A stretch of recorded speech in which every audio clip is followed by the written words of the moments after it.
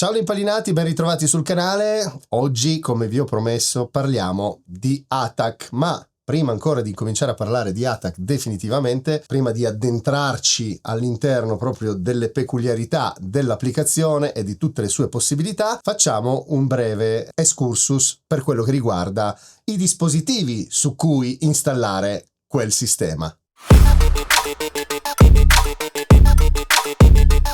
Non poteva non essere qua con me oggi Marco Allario. Ciao a tutti.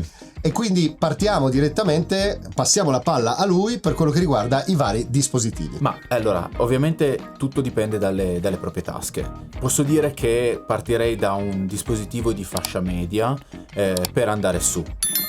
Dispositivi di fascia bassa non li considererei, almeno per quanto riguarda l'utilizzo di Attack, perché Attack comunque consuma parecchie risorse, consuma batteria e quindi quelli li lascerei lì. Dispositivi di fascia media possono essere dai Samsung o altre marche. Parlo di Samsung perché il sito governativo americano definisce la marca Samsung come l'oggetto, il device, il dispositivo sulla quale loro eseguono i test, e quindi dispositivi come questo sono dei dispositivi che sicuramente funzionano molto bene con Attack. Poi ci ritorneremo su perché Samsung ha anche delle funzionalità molto interessanti che con Attack possono servire. E non siamo sponsorizzati purtroppo da Samsung. No. Altra cosa però, Sì. io metterei subito una parentesi. C'è da considerare, ragazzi, quando si entra in questo tipo di mentalità e quindi questo tipo di utilizzo, anche una gadgetteria particolare è che sicuramente vi farà piacere dover immaginare da mettere sul tattico.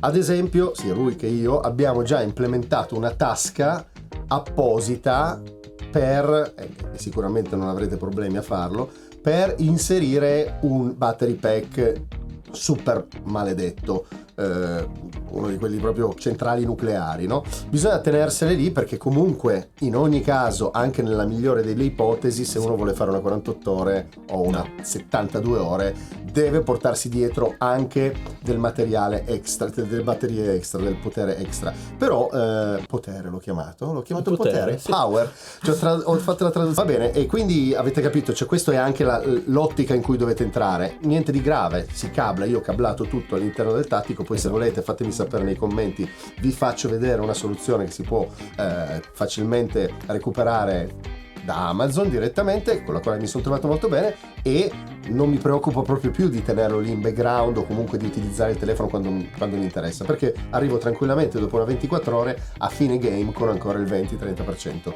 di juice a questo punto. Esatto. Se non vogliamo utilizzare i power bank, possiamo andare su dei dispositivi rugged di questo tipo qua. Questi dispositivi qua, in questo caso è un G1, e questo dispositivo qua ha 10.000 mAh di batteria. Attack ci dura per circa una settimana, e quindi oltretutto è IP68, quindi ci può piovere sopra, si può immergere a bagno, e quindi non dobbiamo neanche aver paura della pioggia. Ecco, sì, purtroppo, anzi per fortuna, questo è un elemento di gadgetteria anche questo, perché quando si va a fare un torneo di questo tipo qua diventa un po' come il fucile che mi prendo per il torneo e basta. Ecco, la stessa cosa succede per Attack. Mi prendo il telefono, un dispositivo apposta per Attack, e questo qua è esattamente un dispositivo che io utilizzo costantemente, perché appunto ha la possibilità di essere immerso in acqua e quindi mi dà un vantaggio. Questi qua sono i dispositivi io direi di campo, quindi quelli che utilizzi all'interno della giocata.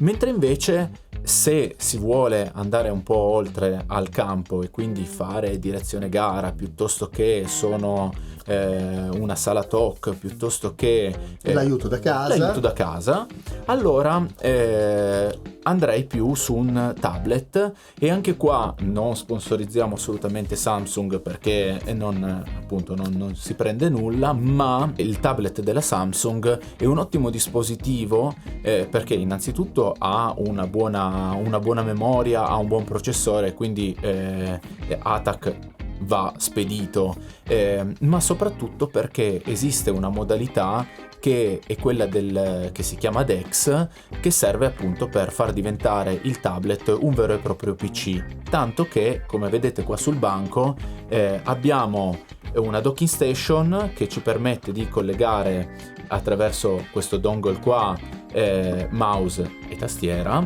e noi possiamo tranquillamente utilizzare il nostro tablet come un vero e proprio computer, utilizzando però ATAC, che ovviamente è compatibile con tutti gli altri ATAC, e quindi ci dà un vantaggio. Immaginatevi, come abbiamo già spiegato nell'altro video, la squadra non più composta da 8 o 6 elementi, ma da 7 oppure 9 elementi, dove il nono si trova con la sua tenda a bordo campo o in una zona di visibilità utile per poter fare le sue considerazioni e per soprattutto potervi guidare e darvi tutte le informazioni di intelligence, o magari far partire dei droni, fare delle cose di questo tipo da bordo campo o in una zona particolare del campo con il suo ATAC, la sua postazione, il suo tavolino, il suo caffè, le sue salsicce e via.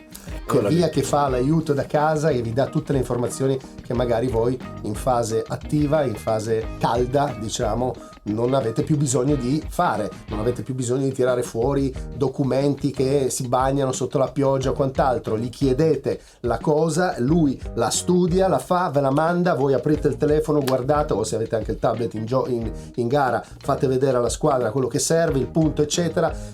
Ragazzi, stiamo parlando del futuro. Vedo ancora questi altri due dispositivi qua sul bordo. Che cosa sono? Glielo vogliamo spiegare? Sì, questi qua sono dei dispositivi radio, servono per andare a far comunicare i dispositivi di campo insieme quando la linea telefonica non c'è. Quindi supponiamo che questo dispositivo qua sia connesso via Bluetooth con questa radio qua, questo dispositivo qua sia connesso con questo, questi due non hanno la connessione internet, però hanno il collegamento radio, e quindi tramite il collegamento radio ATAC riesce comunque in ogni caso a scambiare i dati che gli servono per almeno il posizionamento. Poi si può fare anche qualche cosettina in più, ma almeno il posizionamento è coperto, è garantito. Sì. Questi sono i famosi dispositivi Mashtastic, sì. Di cui parleremo poi in un video a parte, e fateci anche sapere cosa vi interesserebbe, sempre nei commenti, cosa vi interesserebbe sapere, così magari andiamo anche un pochino più mirati sulle vostre esigenze. Chiaramente sono come ha appena spiegato Marco, sono dei sistemi di ridondanza, perché ovviamente le cose di cui vi parliamo quando parliamo di ATAC, quando facciamo vi diamo queste immagini di un futuro tattico differente nel mondo dell'airsoft, parliamo di sistemi che devono avere copertura appunto internet, devono essere coperti in quel senso per poter essere sfruttati al massimo come vorremmo. Va bene ragazzi, allora per questo video è tutto, vi ringrazio Marco Allario come al solito della sua consulenza tecnica, e da Pio 3 per questa volta è tutto, ci vediamo alla prossima, ciao là, impallinati. Ciao.